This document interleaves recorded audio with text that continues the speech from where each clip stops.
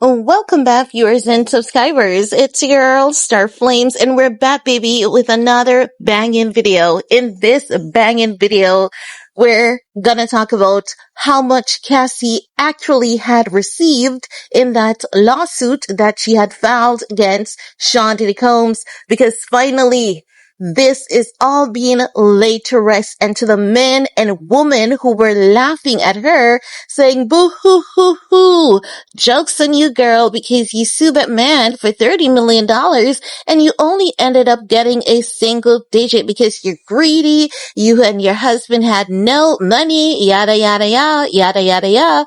Cassie is like, no, in your face, I got double digits. And when she got that double digit, you best believe she was aiming for a double digit.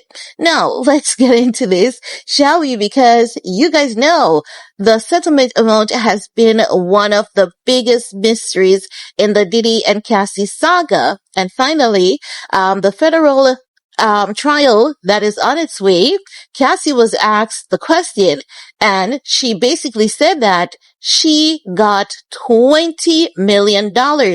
Now, what had happened was federal prosecutor Emily Johnson was grilling Cassie on day 2 of her testimony in the trial, and the question turned to a book. She wrote the book where she, detailed everything that she had experienced by the hands of Diddy.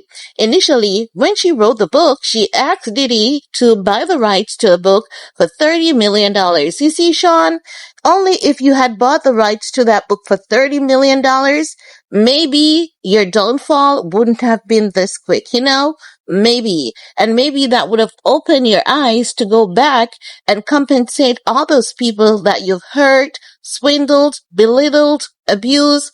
Couldn't take back the deleted ones now, could we? Right? Because we have been hearing that there are some bodies somewhere, allegedly, and those are gonna come out as this trial, proceeds. Can't wait, right?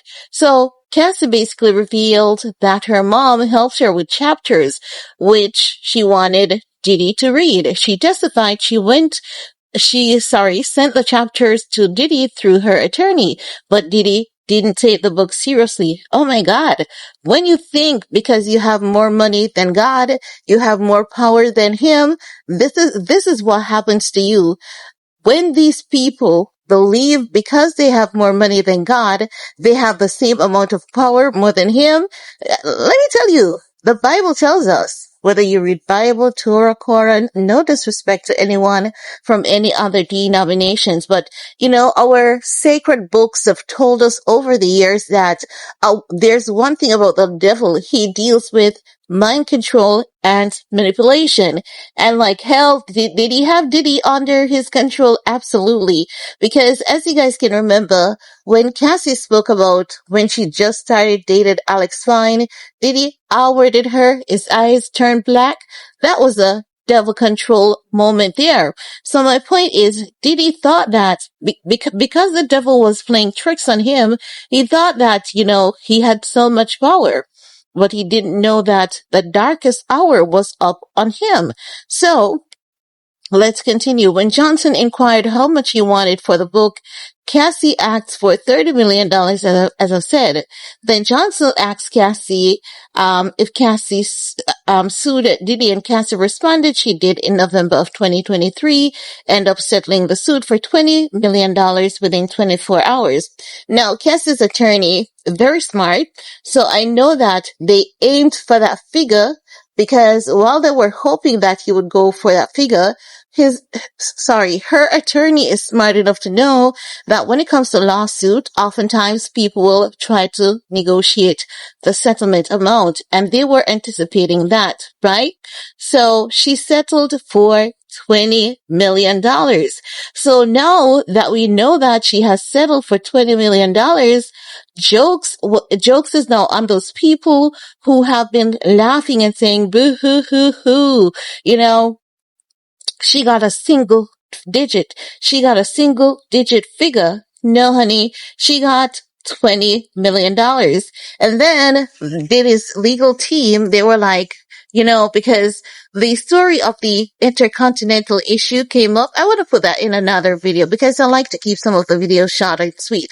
So even if I say it here, I'm going to make an independent video dedicated to that because I know everyone is busy taking care of kids, home, different things. So I'm just saying, as it relates to the issue with the InterContinental Hotel, they did some mishandling there. So she said that they're going to settle with her for about $10 million. While she was on the stand, they asked her if she got a settlement. She said not yet. She's anticipating one. They asked her how much. She said about $10 million. They made it what it seems like, oh, you're a shark. You're money hungry, huh? Because you had to move out of your home, go live with your mom because you're broke. And she was like, no, we're planning on moving. And normally when people want to move, they want to keep all their money and use the money wisely. And moms are very supportive. Moms are normally super, super supportive. And even if a girl is broke, why not take an advantage? She did not do anything illegal. She exercised her right. She did everything within the guidelines of the country law. She she followed the laws of the land. She's allowing the law of the land to govern her behavior, how she goes about resolving disputes, and she's now taking them in her own hands. So even if she was broke and she filed a lawsuit, was it warranted? Yes. She took too damn long, as a matter of fact. If she had done this a couple of years ago, she would have faced major backlash. Many people wouldn't have believed her, but I believe that this girl could have ended Diddy years ago. But I mean, ain't no timing better than God's timing, which is the perfect timing. And many people are now coming out to say, you know what? She deserved this. She wanted money. She wanted fame. She wanted this. She wanted that. And this is where I say being educated is one thing, but being able to read and write, that is one thing, but being truly knowledgeable, being educated is another, because many people are using these thoughts, and these are the concepts of, you know, serial deleters, rapists. These are the concepts. Oh, if she was there and if she was staying, she liked it. Boozy was even posting on the internet. Oh, she came. She enjoyed it. That's a rapist mentality. That's the psychology of a rapist right there. Oh, she's crying. She's enjoying it. She's always had this fantasy. Just as how when Ye posted that on social media, people like those, you can't trust them around women. And this is why I say, when I'm not supporting Ye because that man needs to get help for his mental health, people like, oh my God, you've sold out. Sold out to who? Who bought me in the first place? Because in order for me to sold out, it means that I was initially bought. Initially bought by whom? Sold out to who? My tiny channel. Oh my God, you're on the Kylie Jenner's payroll. Oh my God, you are on Kim Kardashian's payroll.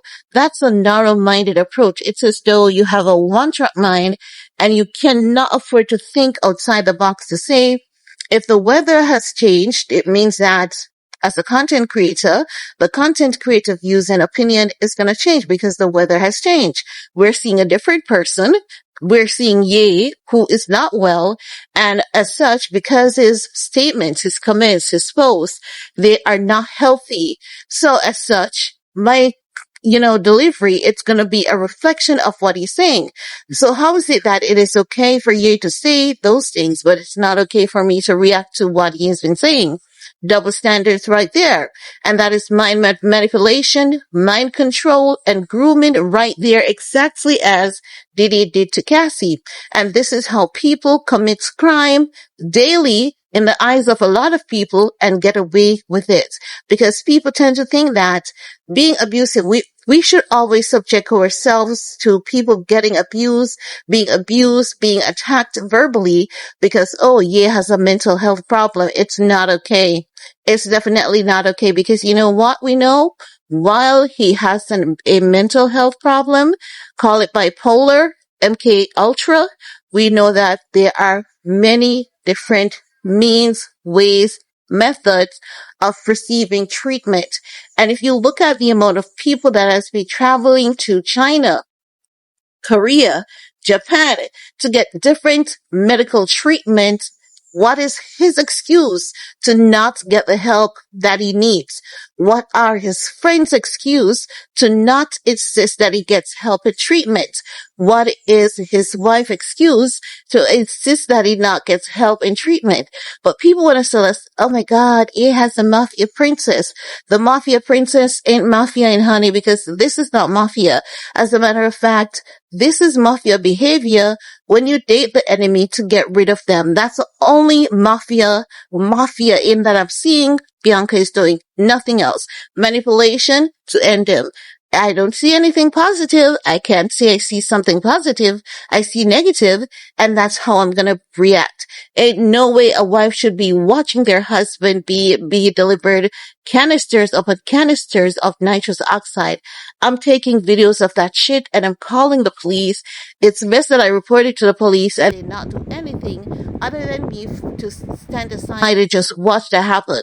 They told us, we know the only thing necessary for evil to survive is for good people to stand aside and not do nothing.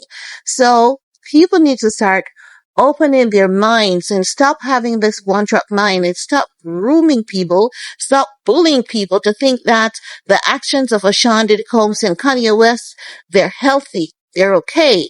Because Diddy was what? I want you guys to check the age difference. She was 19. When older men date young girls like that, it's because they know they all share the same practice. They share the same information. They know that she is easily manipulated. Psychological abuse and psychological manipulation. If you say what Diddy did is not wrong, you're saying it's okay to brainwash and abuse. And when a child is brainwashed just the same and do school shooting, you're also supporting those kind of behavior. This behavior is a domino effect. It doesn't start one area and end at the end of that area. It goes wide and it goes long, and it's going to come at your doorstep. You may think that, oh, it's peace and safety today. It's not me. It's not my family. Oh, not yet. Not yet. But soon it will be. Be careful of things that you promote and support. And that's all I have to share in this video with you guys. We'll talk in the comment section. Peace.